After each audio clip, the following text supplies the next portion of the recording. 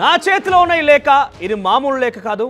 సుమారుగా 10 మంది అమ్మాయిలు 10 మంది మహిళలతో ఒక ఎమ్మెల్యే అక్రమ సంబంధమా లేకపోతే వారిని శారీరకంగా వాడుకున్నాడని వారిని నయవంచన గురి చేశాడని ఏకంగా ఆ ఎమ్మెల్యే పేరును ఉద్దేశించి వారి వివరాలతో సహా ఒక వ్యక్తి ఆంధ్రప్రదేశ్ ముఖ్యమంత్రి చంద్రబాబు నాయుడుకి పంపించిన లేఖ ఇది. సో ప్రస్తుతం సత్యవేడు ఎమ్మెల్యే టీడీపీ ఎమ్మెల్యే కోనేటి ఆదిమూలం తీరు చర్చనీయాంశంగా మారింది. ఎమ్మెల్యే ఆదిమూలం రాసెళ్లపైన సీఎంకు సత్యవేడు ప్రజానికం పేరుతో ఒక లేఖ జారీ చేయబడింది. సో ఆ లేఖలో ఆ మహిళల పేర్లు, ఆ మహిళలకు సంబంధించినటువంటి అడ్రస్, మహిళల ఫోన్ నెంబర్లు అన్నీ ఉన్నాయి. సుమారుగా 10 మంది అమ్మాయిలతో 10 మంది మహిళలతో సత్యవేడు ఎమ్మెల్యే ఎక్కడెక్కడ ఏం చేశాడు, ఎలా వారిని టార్చర్ చేశాడు, ఎలా వారిని ఇబ్బందులకు గురి చేశాడు చాలా క్లియర్గా ఆ వ్యక్తి మీరు చూడొచ్చు లెటర్లో కనబడుతోంది. ఏం రాశారు ఏంటి అనేది చాలా క్లియర్గా పూర్తిగా కూడా ఇందులో మెన్షన్ చేశారు. ఈ లేఖ ఎవరు రాశారని కొంత సమాచారం తెలియాల్సి ఉంది. కానీ చాలా క్లియర్గా ఇట్లు తమ విధేయులు సత్యవేడు ప్రజానికం అంటూ ఆ పేరుతో అంటే సత్యవేడు నియోజకవర్గ ప్రజానికం పేరుతో ఈ లెటర్ అనేది ముఖ్యమంత్రి చంద్రబాబుకు ముఖ్యమంత్రి కార్యాలయానికి జారీ చేయడం ముఖ్యమంత్రి కార్యాలయానికి పంపించడం జరిగింది. మరి ఈ లేఖలో చాలా క్లియర్గా మహిళల పేర్లు ఉన్నాయి, వారికి సంబంధించిన వివరాలు ఉన్నాయి, వారి ఫోన్ నెంబర్స్ ఉన్నాయి, అడ్రస్లు కూడా ఉన్నాయి, ఎక్కడెక్కడ ఏం చేశాడు, ఎలా చేశాడు, ఎక్కడెక్కడ ఫామ్ హౌస్లో వారిని తీసుకెళ్ళాడు, ఎలా వారిని టార్చర్ చేశాడు, ఆ మహిళలకు ఏమేమి ఇచ్చాడు, ఆ కాంట్రాక్ట్లు ఇచ్చాడా, డబ్బులు ఇచ్చాడా, చీరలు ఇచ్చాడా, నగలు ఇచ్చాడా, ఇలా అన్ని వివరాలు పూర్తిగా ఇంత దగ్గరగా చూసిన వ్యక్తి అంటే తప్ప ఇంత క్లియర్గా ఏకంగా వారి పేర్లు, అడ్రస్లు, ఫోన్ నెంబర్లు, వారికి ఏమి ఇచ్చాడు అనేది కూడా ఇంత చెప్పడం చాలా కష్టంగా మారే అవకాశం ఉంటుంది. సో మీరు చూడండి, ఇక్కడ ఒక విషయం మీకు చెప్పాలనుకుంటున్నాను. 4th పాయింట్లో మీకు కనబడుతోంది, అక్కడ పేరు లేదు కాబట్టి నేను చెప్తున్నాను. యానాది ఎట్టు గ్రామంలో 2 మహిళలను వాళ్ళను శ్రీ సిటీ గట్ హౌస్లోకి తీసుకుపోతాడు. సో ఇలా ఎంత పక్కాగా అంటే సత్యవేడులో ఒక మహిళ అమ్మాయి బాగుందని రప్పించుకొని 10 ఎకరాల పట్టా చేసి ఇచ్చాడట. ఇలా చాలా ఉన్నాయి. ఇంకా అంశాలు చెప్పాలంటే ఒక ఎమ్మెల్యే భాగోతం, ఎమ్మెల్యే చరిత్ర మొత్తం, ఎమ్మెల్యే జాతకం మొత్తం ఈ లెటర్లో ఉంది. దీనికి సంబంధించి మరిన్ని అప్డేట్స్ మా ప్రతినిధి కృష్ణమోహన్ అందిస్తారు. కృష్ణమోహన్, ఇంతకీ లేఖ రాసింది ఎవరు? డెఫినెట్గా ఈ లేఖ చేస్తూనైతే పక్కాగా పేర్లతో సహా అడ్రస్లతో సహా రాసుకొచ్చారంటే ఆయనకు దగ్గరగా వెళ్ళినటువంటి వ్యక్తే ఒకరు చేసి ఉంటారు.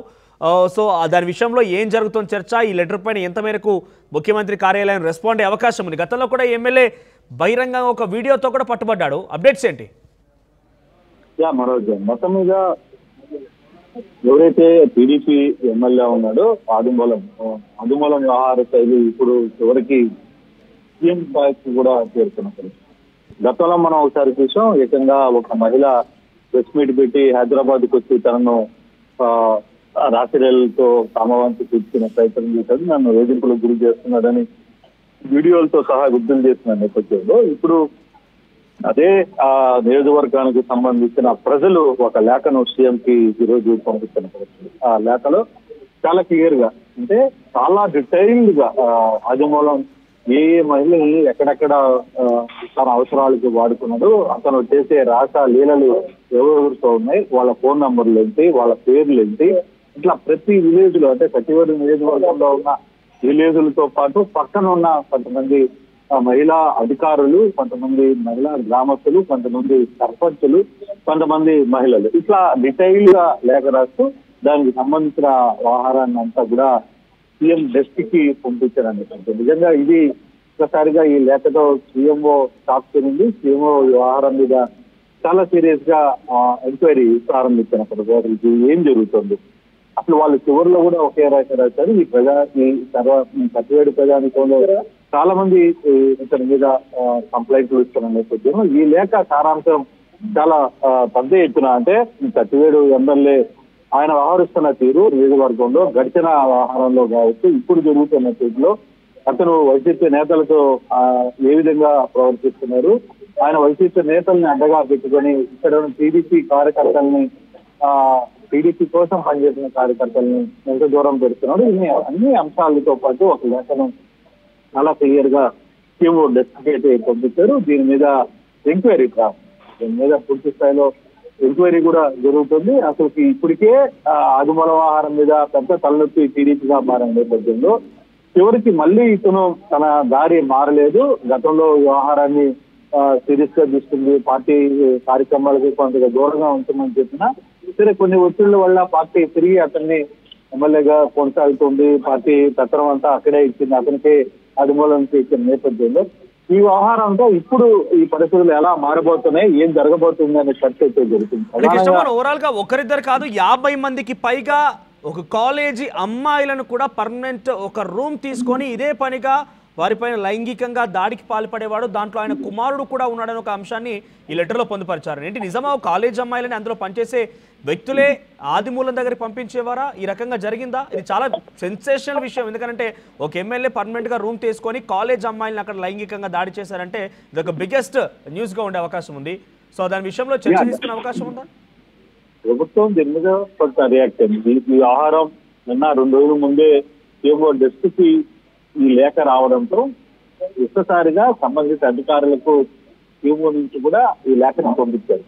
పూర్తిగా ఎంక్వైరీ చేయండి, అసలు ఏం జరుగుతుంది, ఎటువంటి పరిస్థితులు ఏం జరిగింది. మొన్నటి వరకు అఫీషియల్ గా నేరుగా ఆయన వ్యవహారాలంతా కూడా బయటపడింది. కానీ ఇప్పుడు జరుగుతున్న వ్యవహారంలో ప్రభుత్వం ఏ విధంగా నిర్ణయం తీసుకోబోతుందో చూడాలి. కేవలం చదువుకున్న అమ్మాయిలనే కాదు, చాలా మంది అమ్మాయిలని అమాయకంగా మభ్యపెట్టి వాళ్ళకి స్థలాలు ఇస్తానని, లేకపోతే ఇంకోటి చెప్పి ఈ విధంగా మోసం చేయడం ఇతని అలవాటు అనేది.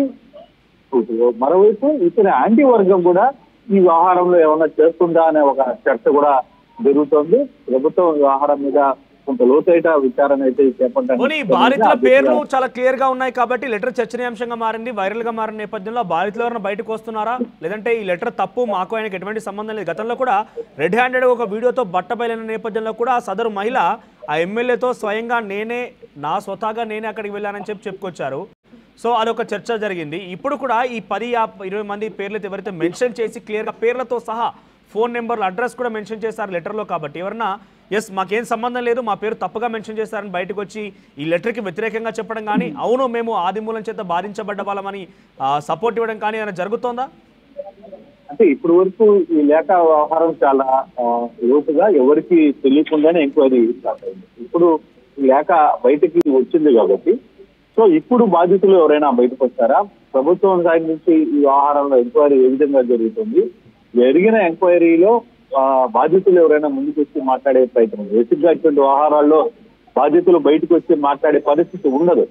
ఇంటర్నల్ గానే వాళ్ళకున్న సమస్యను చెప్పుకోగలరు. కానీ మహిళలు బయటకు వచ్చి నాకు ఈ విధంగా జరిగిందని చెప్పుకోవడం, అందులో గ్రామాల్లో ఇటువంటి వ్యవహారాలు చెప్పడం కొంత ఇబ్బందికరమైన అంశాలు. ఆ గ్రామాల్లో ఒక చిన్న ఇష్యూ జరిగినా ఊరంతా ఈ వ్యవహారం తెలిసిపోతుంది. కాబట్టి అక్కడ ఎవరు బయటకు వచ్చి మాట్లాడే పరిస్థితి ఉంది.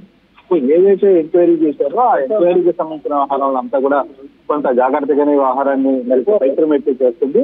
ప్రభుత్వం కూడా అసలు చాలా వ్యూపంగా వ్యవహారాన్ని వించి వ్యవహారాన్ని ఎంక్వైరీకి ప్రారంభించింది. వ్యవహారం మామూలుగా బయట పెట్టాలనుకుంటే చాలా పెద్ద స్థాయిలో పెద్ద రచ్చర్ అయ్యే పరిస్థితి అయితే ఉంది. కానీ చాలా వ్యూపంగా అందులో పూర్తిగా మహిళలకు సంబంధించిన వ్యవహారం కాబట్టి అందులో పార్టీ ఇంటర్నల్ గా వ్యవహారాన్ని చాలా సీరియస్గా తీసుకునే ప్రయత్నం చేసింది.